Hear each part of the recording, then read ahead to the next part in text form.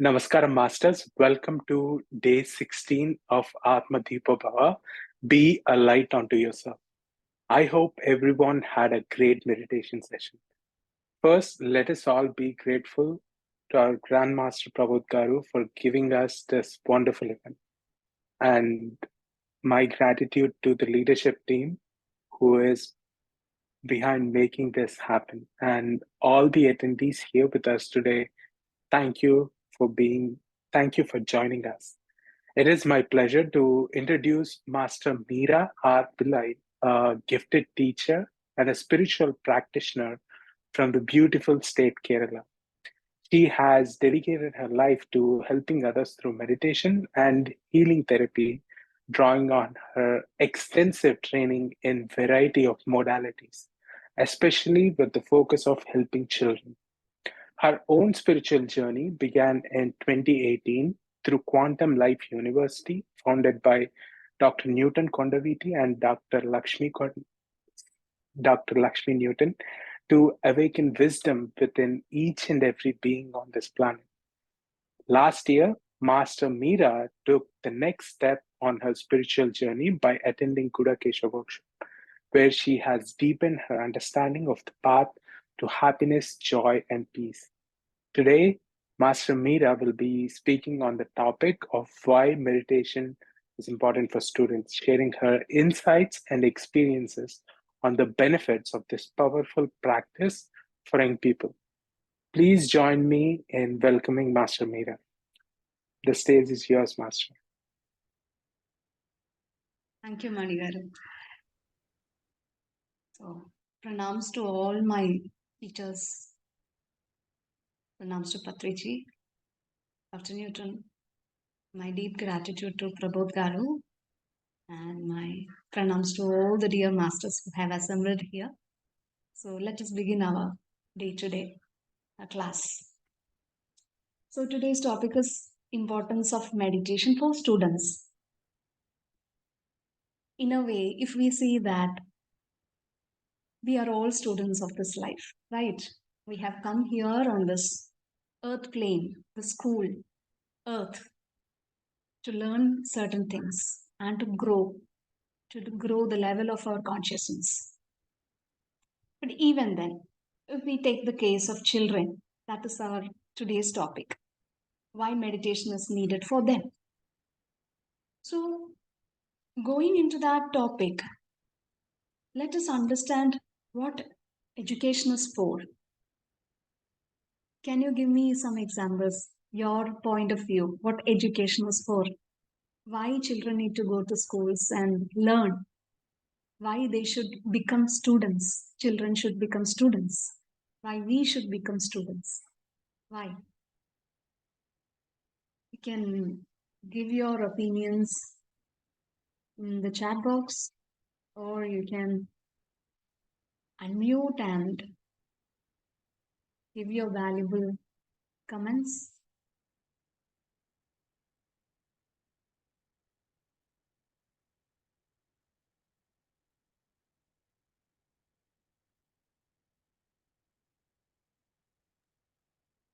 We learn so that we can grow, become a better version of ourselves.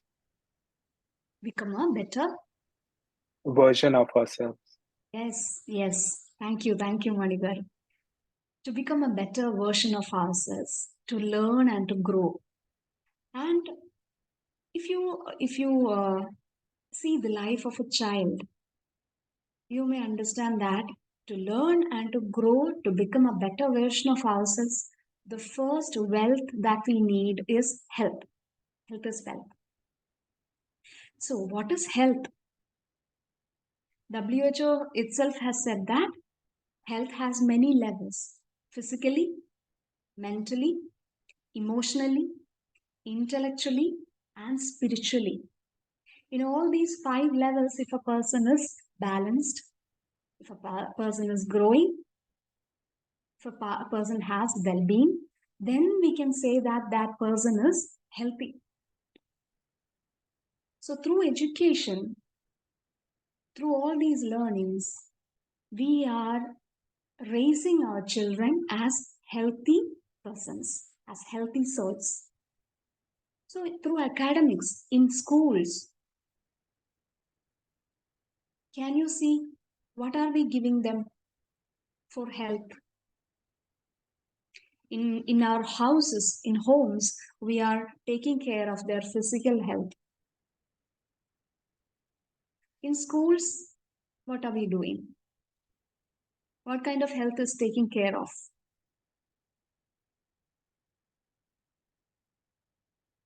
Learn with others versus learning alone. Yes, yes, thank you. Thank you. Education in school help us to learn with others. Sajjana Sangatya, like, right? Learning with others, sharing our wisdom with others, and receiving their wisdom also. We are growing. Versus learning alone. And if we take the health side, physically, a person is being raised in a better way in houses. In schools, we are taking care of their mental health and intellectual health. Right? We are giving them enough catalysts so that they can use the tool of the mind and intellect, and however much we make use of our mental powers, our intellectual powers, we are also growing. We are sharpening that intellect and sharpening the mind powers. Later we will come to the mind powers. But what about the emotional health and the spiritual health? Are we giving importance to that? If we don't give importance to the emotional health and the spiritual health, how can a person become a complete being? How can we say that that person is healthy, that soul is growing? How can we say? Because ultimately, we are spirits. We are this expanded consciousness, which is omnipresent, omnipotent, omniscient, which is everywhere. It is expanded. And to have a focused view and to learn a particular thing, the consciousness comes into a limited form into this body. The consciousness comes and it has a particular view, a focused view, so that it can learn a simple thing, a one thing, or a particular thing. Like when we are doing PhD, we are focusing on one single aspect. We are trying to learn from it. We are trying to use our imagination, everything. Like that, the consciousness is coming here to learn certain things. But ultimately, we are spirits. So, if we are not taking care of the spiritual side, how can we say that we are growing? How can we say that that student is growing, the student inside us is growing? So that aspect is also important. Taking care of the emotional health and spiritual health. Swami Vivekananda says, education is the manifestation of the perfection already in man. We are already perfect. But to realize that and to manifest that here on earth and to give the benefit of that perfection to others and to this earth planet, that is the purpose of education. That is why we become students, to realize the potential inside us, to realize the perfection inside us. To realize that we are this consciousness, we are this bliss. To come to that level. So if you see around the world, you can see that people are making so much of money. In a way, they are healthy. But the question is, are they completely happy? Are they joyful? Are they in that bliss state? They have achieved everything. They feel so. They say so. But are they happy? Everywhere there is suffering. Pain is inevitable. Pain in our life is there. To achieve something, we have to take pain. We have to learn. We have to leave our sleep, do certain things. We have to exercise. All these are pain, but there is benefit. It is not a suffering. But if you take the lives around us, you can see that even if we have wealth in the form of money, we have this dissatisfaction. We have greed. We want more and more. Why? Because deep inside, we know that there is some kind of lack still. What is that lack? The lack is that we don't know ourselves. We don't know what we are. We don't know why we have come here. Somewhere we know that we are not walking in the right path. Why the soul has come here. We are not taking that path. When that kind of realization is there inside us, we have this dissatisfaction. So the purpose of education is to lead us on the right path. That is why we become students. So if you go in the words of Vivekananda once again, he has said that education is that by which one can stand on one's own feet, by which mind power is increased, by which intellect is expanded. A student is using his or her mind power. They are increasing their intellect and using all these tools. We are realizing the highest potential inside us, the perfection inside us. A student is realizing that what I am and manifesting that perfection here on this earth. So when the consciousness comes here in a focused way, in a limited way into this body, it is also taking some powers along with it. We have a tool here, mind, intellect. Intellect is the higher mind. And the mind has certain powers. We have heard a lot of stories in our childhood, right? The God comes and give us some powers. If we don't know how to use that power in a positive way, it becomes a hurdle for us and for others also. So to use these tools in a perfect manner, in a balanced way is very much important. So when a student starts to learn, what are the tools that he or she has? The powers of the mind. There are 6 powers of the mind. We can take the 6 powers today. What all are they? First comes the power of perception. It is connected to the physical body and this earth. The power to experience through our senses. That is the tool that we have been given.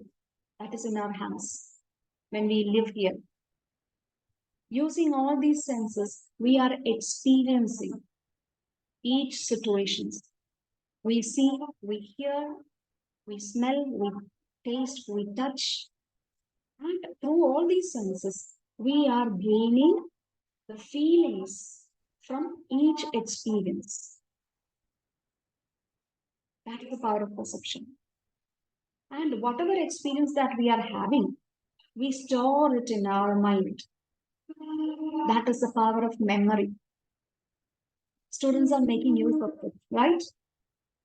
When they are in schools, when they are studying, they are experiencing through the sound of the teacher, along with the students. When they sit there in groups, right? Learning from groups. They are touching, they are experiencing, they are listening, they are seeing what is happening around them. Every experience they are absorbing like sponges. Children are like that. And they store it in their memory. Power of memory, which is the power of our energy body, our emotional body. Swadhisthani. The power of memory. We keep that memory there so that we can make use of it later. I'll give you a small example from my life. While I was a kid, like Kamala's and Garu said, I was living in a residential school, boarding school. My life circumstances were like that. So my parents had to put me into a residential school. So I was living with lots of children, hundreds of children there. So the experiences that I had from there, the power of perception that I used, I went through a lot of experiences there. I had most of the children at that time had skin issues, lots of diseases, and our maids, our aunties, they used to take care of this. They used to heal us, heal our wounds, heal our skin by medicating us, taking us to the hospitals. All those were experiences for me. Different children had different problems. I went through those experiences, and those memories were stored in my mind. Next comes the power of imagination, the power of Manipura Chakra, our astral body, our mind body, the power of thoughts also. So, whenever we have some memory, whenever we have some experience, we have some memory, we store it there. The next level is using the power of imagination and taking it to the next level. Einstein himself has said that power of imagination is more powerful than knowledge because knowledge is limited. Imagination is limitless. That is the power of a scientist. To imagine and to create something new. He or she can already see what is not there, but what can be there, the potential. So here in my life, I liked the way the aunties were treating us, the love that is being passed from them to me, to other children, while they were treating us, while they were healing us. All those experiences touched my heart. You see? And I started imagining how I can be like that, how I can help others.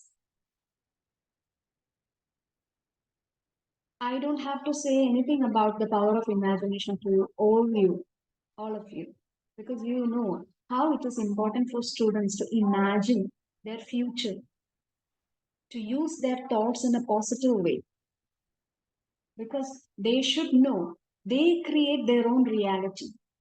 It is very important for children to know this thing, this truth.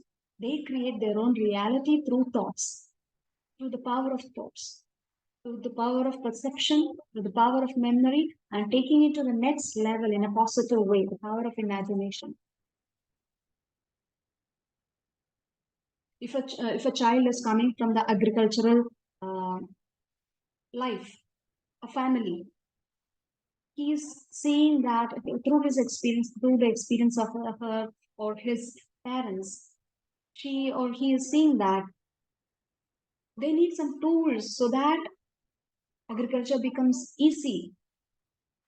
They can imagine what kind of a tool I should make so that this agriculture, this farming becomes easy. If that person is interested in that, imagination goes in that way. And next is the power of intention, heart space, Nahada, the power of intention. the power of the higher mind, the intellect was from that place. Deep intention, deep desire. I have to do this. I want to do this. I wish to do this. Holding that desire, giving it a beautiful space in our heart, giving it a place so that I can manifest it. So for me, that intention was there. I also, in my childhood, I also started healing the wounds of animals and all. Whomever comes to me, they all used to trust me, even if they are parents or elders or animals or plants. I used to heal physically. But in later stages, later came the power of judgment, the power of discernment, the power of our thought chakra related to that. When the mind is in the level of Vishuddhi.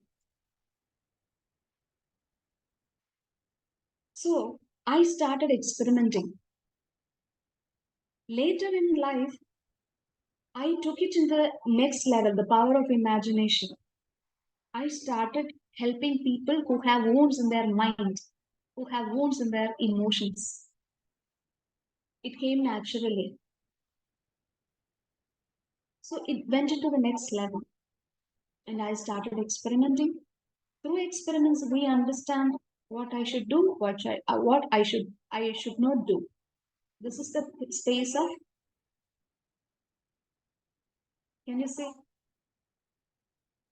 Can anyone say? Hamsa. The swan which knows which is milk, which is water. The power of discernment, correct judgment. What is right, what is wrong? In which way I should go? What should I learn to be in this path? Which papers should I learn to be in this path? Which stream I should go? What should be my higher studies so that I can manifest my intention? The next comes the power of willpower. Holding on to that intention and working for it with clarity, having that great vision, clear seeing. The path is clear so that I can go in that way, in that direction, without any distractions. So these are the powers of the mind.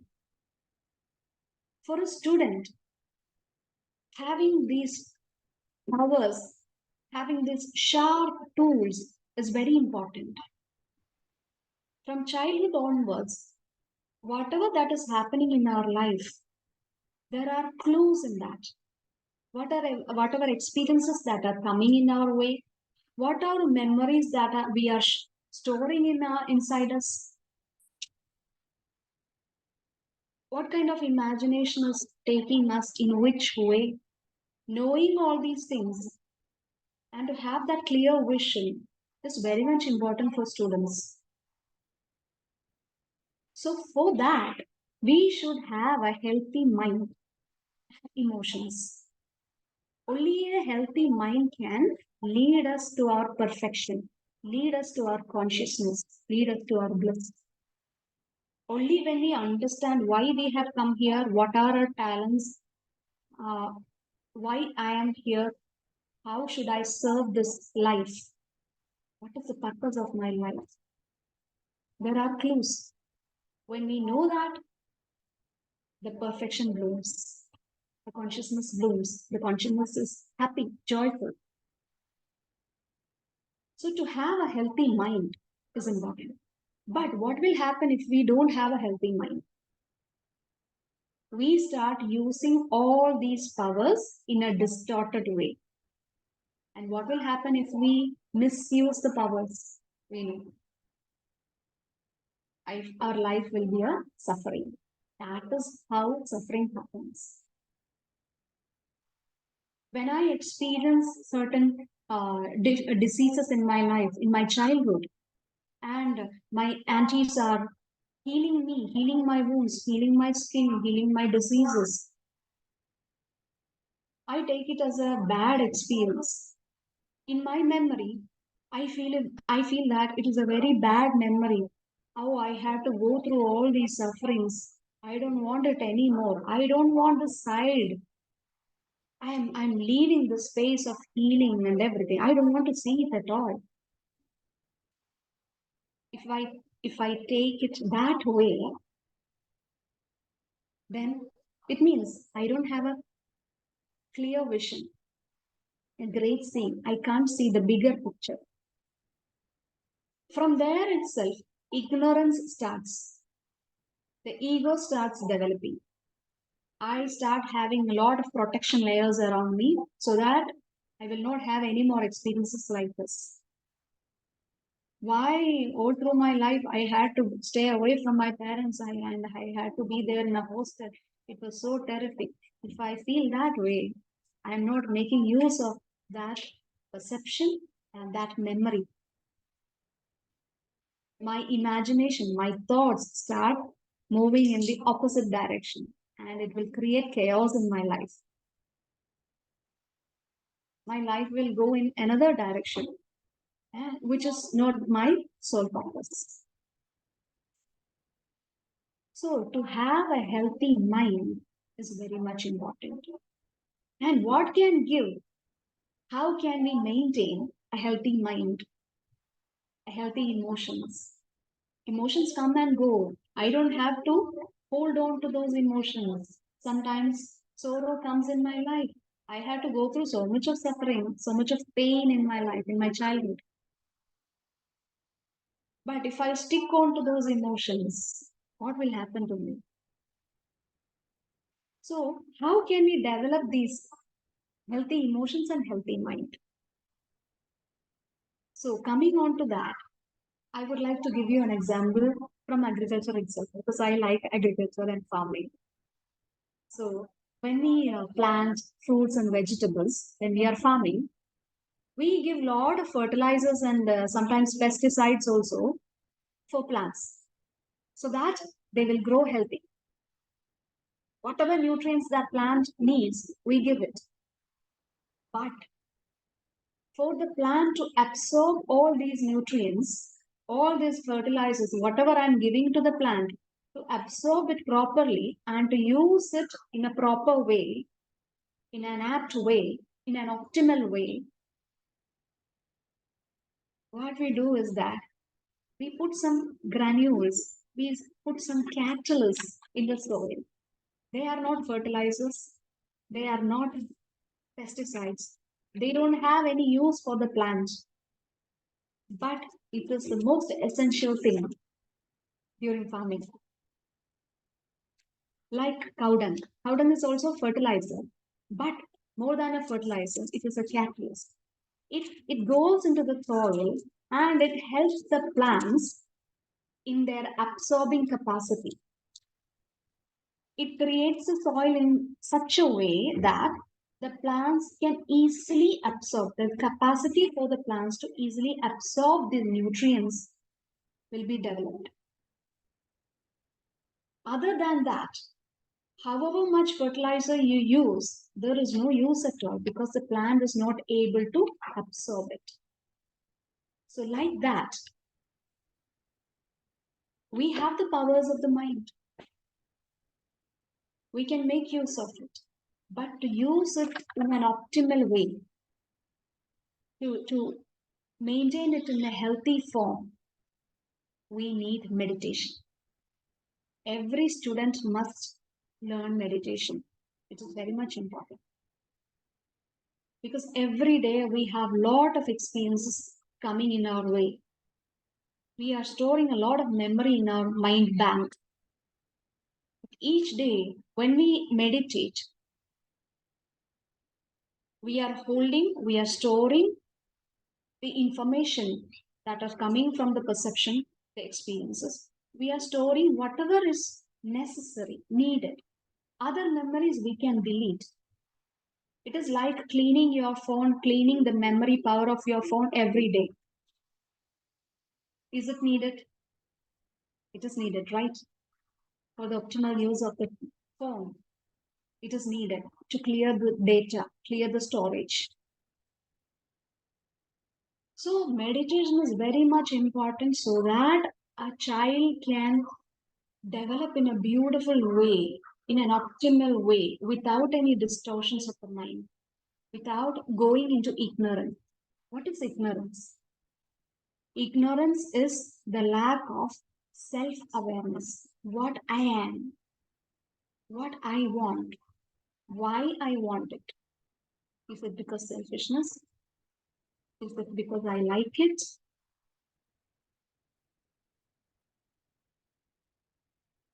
Through meditation, through Sajjana Sangatya, and through self-study, study of books, Swadhyaya, self-study, studying who I am, what is my purpose, why I am here, why I am in a certain kind of life situation, why I have chosen these parents, why I have chosen this particular school and these friends. What am I learning from them? What I want and what I don't want. To understand what is happening in our life, to understand and to learn and to grow from this, we need a clear vision. That is what meditation is for. So it is very much important in our lives. Even from very young age, it should be started. I have seen children like some people are very creative, like they have that architectural skill in them and they enjoy it a lot. Even as a kid, they used to make rockets and planes, everything.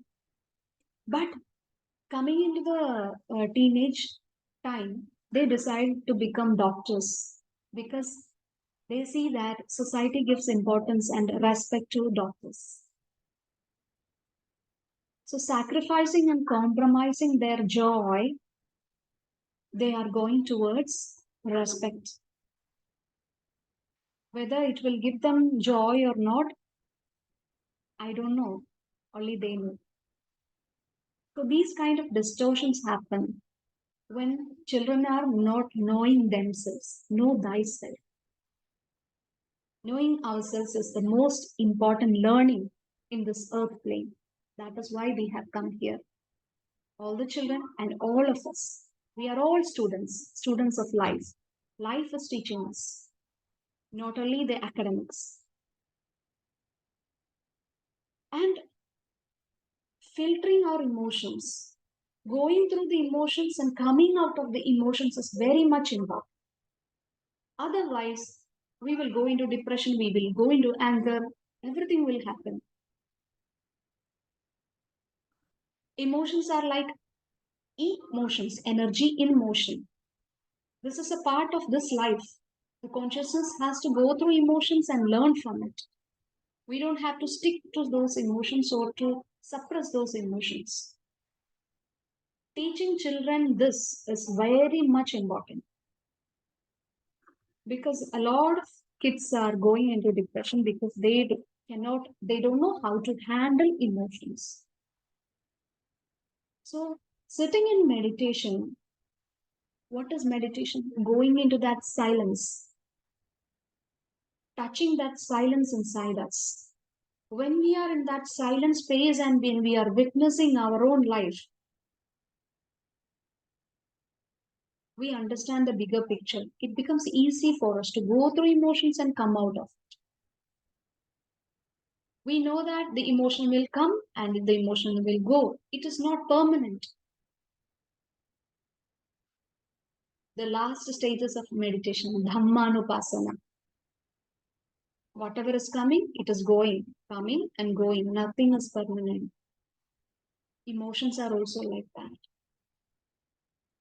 Many students I see that they struggle with emotions. They don't know how to.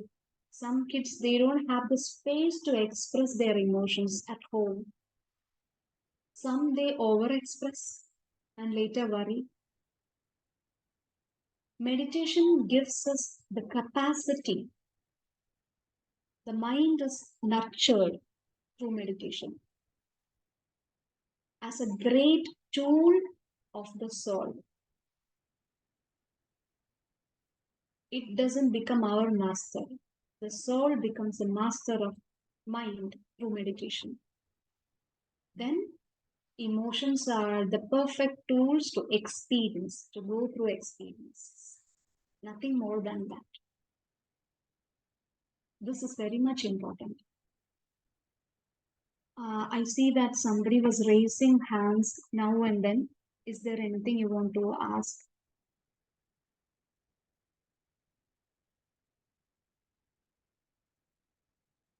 Okay. So, developing an interest in children towards spiritual science, with a scientific temperament, it is very much important. We should develop that interest in children towards spiritual science. Having a scientific temperament is very much important. We should question everything. But through that scientific temperament, we should go to that spiritual science. Only then we will understand our blueprint, why we are here. Only then we will understand why we are here, and when we do it, we get the ultimate bliss, satisfaction of joy. Children are always joyful. We just have to help them to learn meditation, provide them with good books, Swadhyaya, provide them with like-minded people who can help them to raise their consciousness level, and give all these nutrients for them, this space for them to develop and bloom into beautiful flowers. That is the purpose of education.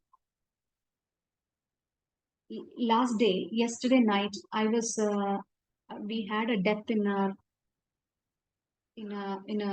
relative's house, so I had to go there. But the interesting fact is that there also a person came and meet me after so many years, and she started talking to me and asked me, told me that I have a great transformation. I can see great transformation in you. What happened? She asked. And slowly we started to talk. And when I talked about meditation, she said she's also meditating. She started doing meditation. And she was telling me, this should be a compulsory subject in our schools.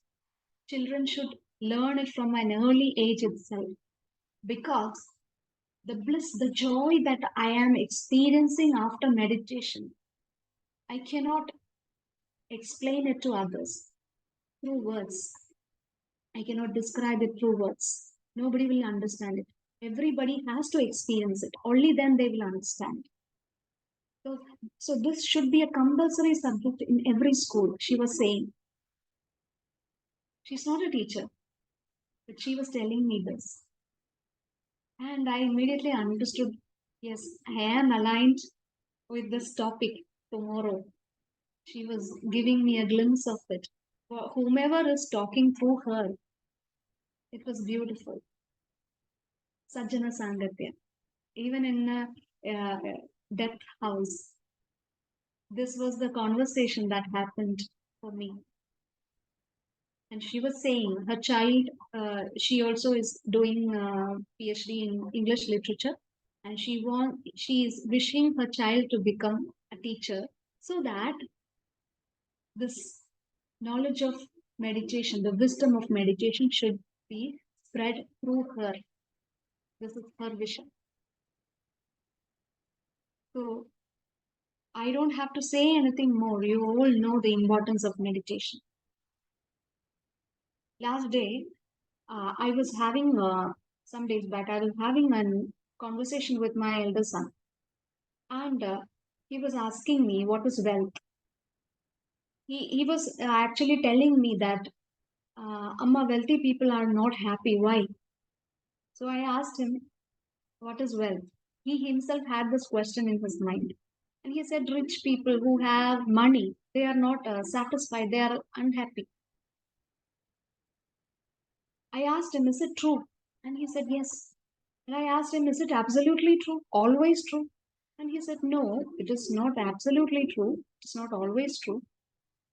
So I told him, this is how beliefs form in our life. Some people, they say certain things. We listen to some advertisements, or we read some boards every day, and it is written there that wealthy people are not happy. Then we start believing these things. If we don't have that clarity of seeing this is what happens, the distortion happens. Children easily absorb that. So when I asked him, is it absolutely true? Then he come into his conscience and he said, no, it is not completely right. And he asked me, what is wealth? So I told him, wealth is not about having a lot of money, but it is about having a lot of options in your hand in every circumstance. So before that, in the earlier conversation that we had, he was going through an experience and he was sad. He was sorrowful. And he came to me crying and he said, there is no way. He was like a victim. I had no way, I have no option. And he was crying. So I gave him an example of a river. Suppose you are a river. You are flowing beautifully, easily, joyfully. And then there comes a block. Block in the form of a rock. A rock fall down to the river. You cannot flow. What will happen? So immediately he said, yeah, I will become sorrowful. I will cry. There is no way, I said. And I asked him, is it true? Is it absolutely true? Is there no other way? So then he said, yeah, I can move through the sides of that rock. I can flow through the sides of that rock and I can flow. So I told him, yeah, you have next option with you. And I asked him, if there is no other way, the rock is so huge that you cannot flow to the sides of the rock also, what will happen? The water will get blocked. So in that space, the only option is to stay there calmly, to wait patiently, without having any impatience, accepting the moment as it is. That is also an option. And when the water is so high, the level increases, and then the water flows above the rock. That is the next option. So it was beautiful to see his face, the light coming into his face. More option, more light. The darkness is gone. The darkness of the mind is gone. More options means more light, more wisdom. Wisdom is equal to light. The more light, the more enlightened is the mind. The darkness gives way to light. So wealth is about having lots of options in our hands. The more options we have, the more enlightened we are. Sometimes understanding and having the wisdom that there is no other way than to accept the situation as it is. I cannot do anything here. Accepting that itself is a great option. That is enlightenment. To take our kids to that level is what education is for, is what life is for all of us. And for that, going into our silent space, to that witnessing space and seeing things clearly, listening things clearly, understanding things beyond language. When friends are talking, when teachers are talking, when parents are talking, to understand them beyond their words, to understand, to experience their energy, to experience their consciousness, to experience the love that is coming through their voice. Developing these qualities of the soul is important, and it is only possible when a child is introduced into meditation. I sometimes sit my students into meditation with open eyes, so that in daily life also, when their eyes are open, when they are interacting with the world also, they can, a half of their attention will be in their silent space, so that they can witness what is happening. They will not go into the trap of the Maya, the illusion. Right? I will give another example for how we fall into illusions. For example, I want to have a mango. There are lots of mango in the mango tree. I want to have one. And I took a stone and I put the stone into that mango. I threw that stone into the mango. But the aim was not perfect. It didn't happen. I didn't get the mango. This is my experience, my perception. And in my memory, this memory is stored. When I go into my thought level, the power of imagination, I feel that, oh, I am not a good aimer. I don't have good aim. I am not a person who can work with aims. I'm not good in aiming. I'm bad. I'm not for this. I'm leaving that space. What will happen? Otherwise, if I go into that silent space and if I can see it clearly, I can see that the angle should be different. The pace, the speed the speed in which I threw that stone should be different. Next time, I can experiment. This is how the scientific temperament happens. Otherwise, it will get distorted. The memory will get distorted and it will become useless for me. It will get stored in my memory, but I cannot use that memory for my good. So that I can, next level, I can experiment with different angles, with different speed. And I have more options. Maybe I can use a stick, a scavenger, and pull that mango. Or I can use a net along with that stick so that the mango will not fall into the ground and will get damaged. I will get a better mango. Many options are there. Scientific temperament. Children become spiritual scientists.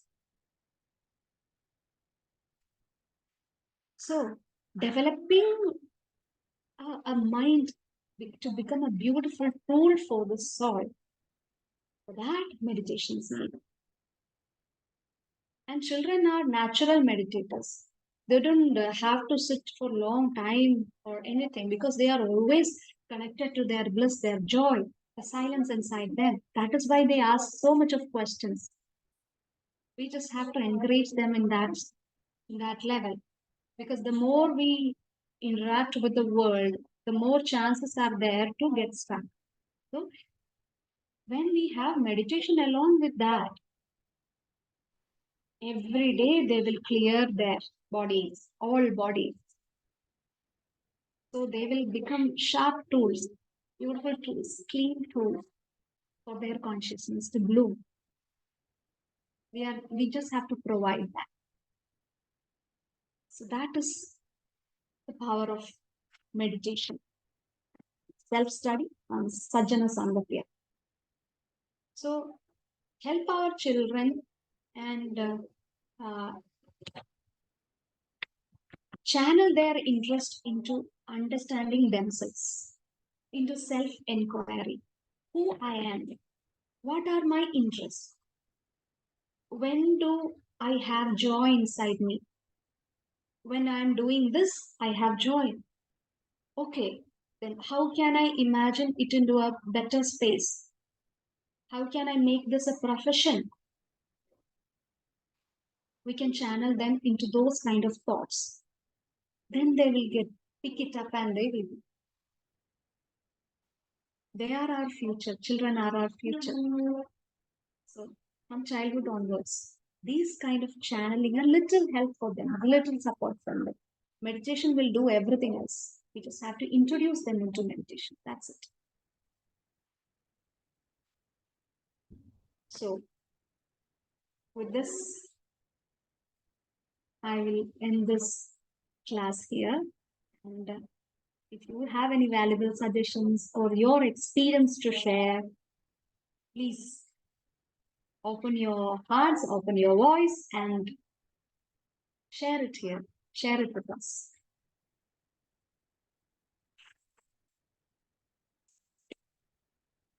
No, it is very important to give them a glimpse on what all are perishable and what is eternal, what is permanent. Giving a glimpse of it is very important. We can enjoy this life. We can have everything. The samsara is also good. We are here to enjoy this samsara, this life. Enjoy everything, every pleasures, every wealth. But always remember what is permanent, what is eternal. We are here to develop that. That focus should always be there. Yes. Any sharings? That was a wonderful wisdom sharing session, Master Meera. I thoroughly enjoyed your session. If I talk about my experience, we just had our baby boy 3 months ago. So I believe that children don't do what you tell them to do. They do what they see you do. So that was my motivation for starting my spiritual journey as well. We started back in June 2022 when we found out that my wife was pregnant. We were trying to better ourselves for him, and that's when I found Gudakesha. And I was a kind of person who did not believe that energies were real or chakras was real. If you were talking to me just 1 year ago or 2 years ago, nothing. But just coming into meditation after 2 months, I started feeling thoughtlessness and thoughtless states, and I've been feeling my body vibrating, feeling all these energies, and it was a game changer for me. And I will continue to do this and inspire children I know, because I would have enjoyed this early on, but I did not have anyone in my family or even in my relatives doing this. So I really appreciate what you're doing, inspiring those younger generations, healing children, teaching meditation to children. Hats off to you. And that was a great session, and I will try to implement as much as I can. Thanks, Master. Thank you, Manikar. It was wonderful to hear your voice, because that budding father is there. So beautiful to hear it. You know, the self responsibility that we take is the best thing to hear. As a father, you are taking that responsibility to yourself to become a better father, to become a better soul first, and to become a model for your child. That itself is a great responsibility, and joy comes out of that. As you said, children never listen to us. They experience our energies and they respond to that. So it's very important to be happy with ourselves, be joyful to ourselves, to know ourselves, and to become a model in front of them. That is very important. And thank you, Master. And anyone else? I'm sorry. Yeah, please tell. No, I was asking whether anyone else had any questions. But if you had something to say, please continue, Master. I didn't mean to interrupt you. Yeah, I was about to say that children are always the updated version of ourselves. Like phones, new models are updated versions. So they are also always updated versions. They know their path. Our only responsibility is to support them and to facilitate their journey. And for that, this plane is a forgetting space, earth plane. When we come here, we forget who we are. We forget the nature of our consciousness. Forgetful remembrance is the game here. We first forget who we are, then we learn through the experience, and then we remember. Suddenly we remember, we realize who we are. This is the game. So facilitating them with meditation, with our own modeling, and helping them to realize to their own self-realization is our responsibility. And we get a lot of joy out of that. So people who are coming and being born at this times, at this era, is very much of, they are evolved souls, they are advanced souls. But for them also, as parents, as teachers, we have a great support system. We have a responsibility to take them into the path of meditation so that their path will become clear. That is Thank you, Master. Yeah. Anybody, any sharings?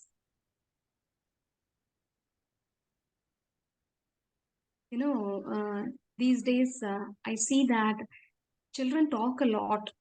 Students, I teach teenagers, children who are 17, 18 years old. They have a lot to tell, lot to speak, as if they don't have a space to share their experiences. So they talk a lot when they are with their peer group, when they are with their friends. But at the same time, it is very important to listen, to be silent, to listen.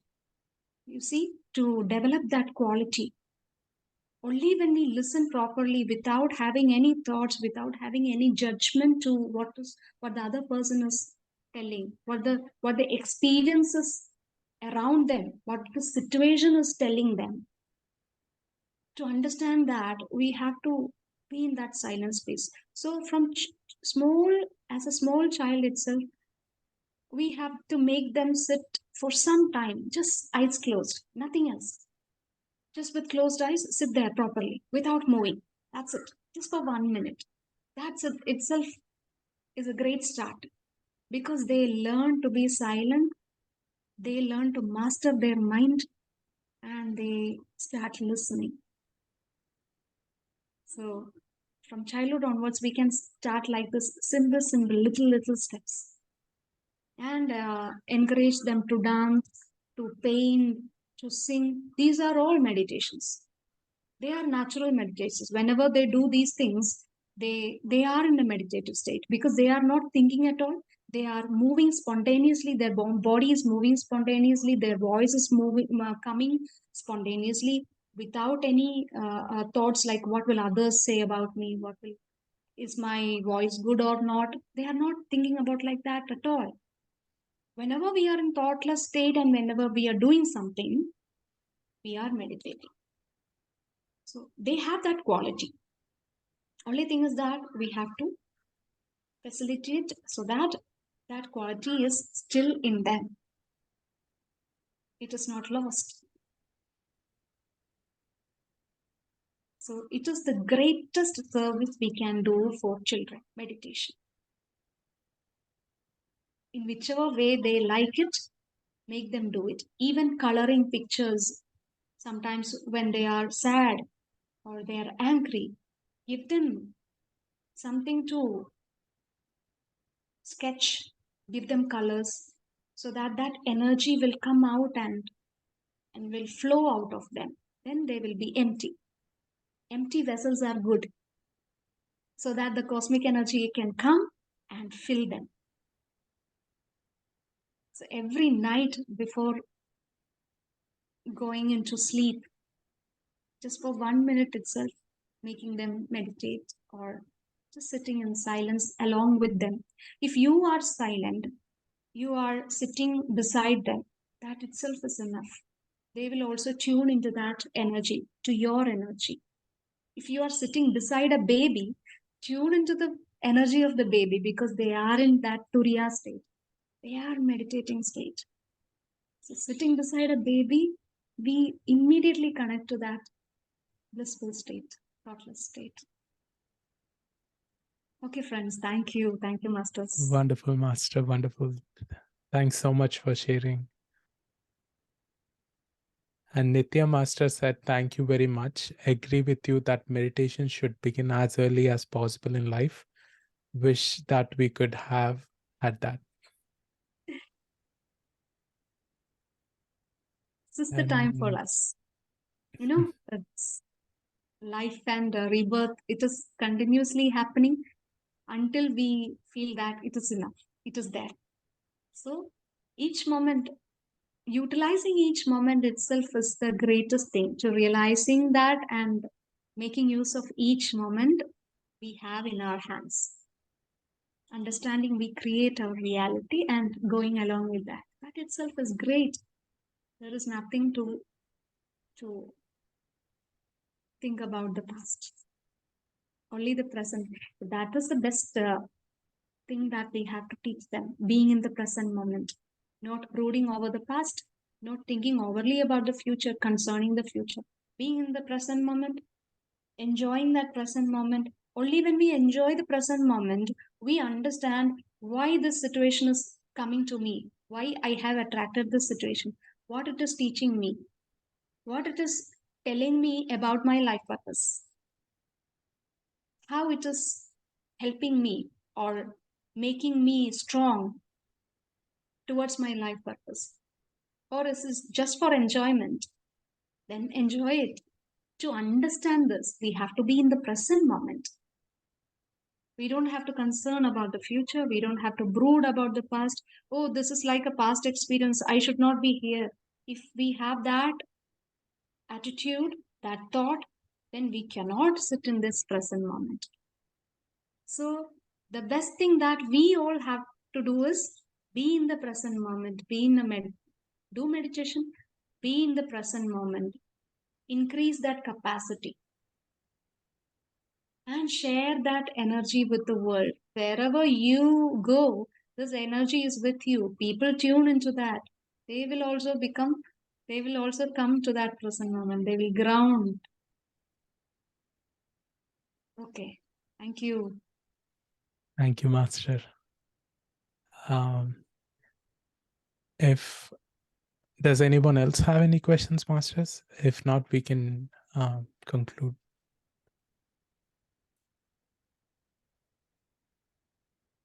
Okay. So thank you so much, Master Meera. I'm sorry, you were saying something. Please go ahead. I was about to thank you all for giving me this opportunity to serve you. And thank you, Prabodh Garu, and the whole team for giving me an opportunity to be here and be with you all. Thank you. Thank you so much. Thank you, Master. Thank you.